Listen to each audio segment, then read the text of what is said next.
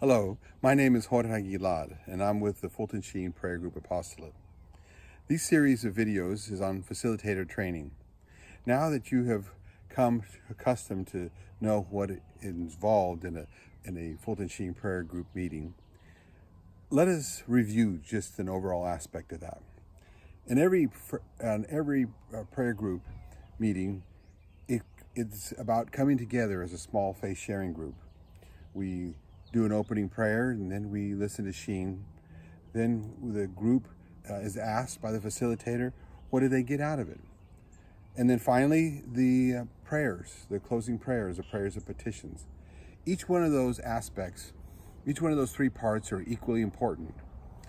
If you remove one of them, I would say effectively you remove a third of its effectiveness.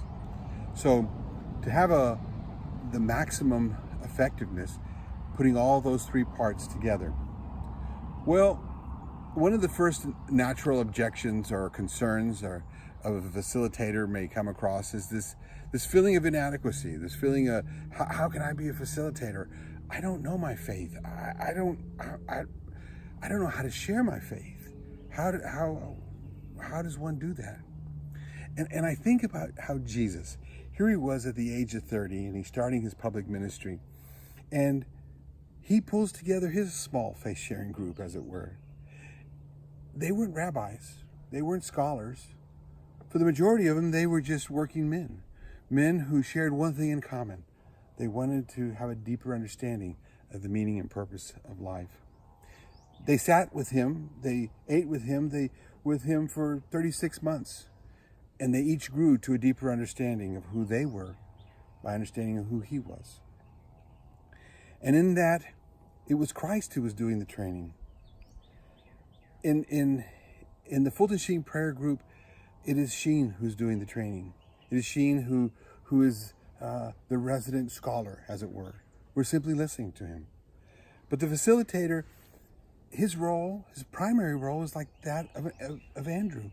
I think of Andrew as the apostle who went out and he had heard the message, he had encountered Christ, and he had asked Christ. He went home to his brother Simon and said, Simon, I have found the Lord. And Simon comes and he encounters Jesus. And Jesus later changes his name from Simon to Peter. And he becomes the first pope. And so I think about that. If Andrew had not been there to have gone forth and found Simon, we wouldn't have had Peter. So our job primarily as facilitators is to be Andrews, be willing to go into the highways and the byways of our life and to find Simons who are ready to encounter a deeper understanding of who Christ is and who they are. Well, one of the next objections that people always come against is this concept of time. I don't have time to do this, to take on another task, to become a facilitator. Where would I get the time? And I think clearly that one of the greatest gifts that we're going to receive in the afterlife is the gift of complete knowledge. To be able to see our life and reflect back upon our life and to see our life in perspective to eternity. I think of the movie Schindler's List, when that German entrepreneur in World War II, having come to the end, realizing that he could save the Jews from being sent to the gas chambers. He looks at his two cufflinks and he says, I could have saved 4 more. I think for many of us, that's going to be our experience. How much more could we have done in the area of evangelization in our life? Time? I think we can find the time. The next is strength. How would I find the strength? How would I have the ability to take on such a task? I think of Peter. Here was Peter, and he was there at the transfiguration. He had seen the Lord transfigured. He'd seen the Lord raised off the ground. He was so excited. He says, Jesus, it's good that we're here. Let's build 3 tents, one for you, one for Elijah, one for Moses. Scripture would tell us that he didn't know what he was saying. And for many of us, it's our initial encounter. We want to evangelize, but do we know what to say? It wouldn't be till Peter, 3 years later, would be taken to the garden, and Jesus would ask him, would you give me 1 hour? I'm going to go there and pray to the Father, and you be here and pray for me. Pray with me.